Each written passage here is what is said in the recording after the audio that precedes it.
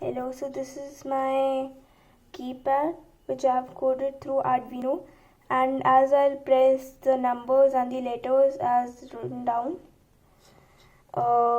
it will get printed on this serial monitor. So let's start.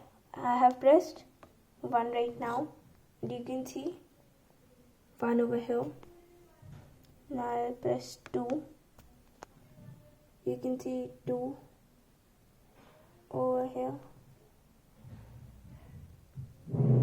Then I'll press 3. Then you'll see 3 here. Now I'll press 4. You'll see 4 here. Then 5 and 6 together I'm pressing. Then you'll see 5 and 6 over here, like over here and here.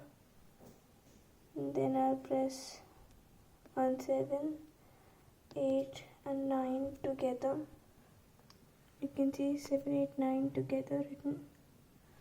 Now I'll press 0 and 0 written. Same, I'll press these signs one by one, and there we can see these 2 signs here. Now I'll press A, B, C and D. You can see A, B, C, D written over here. Thank you.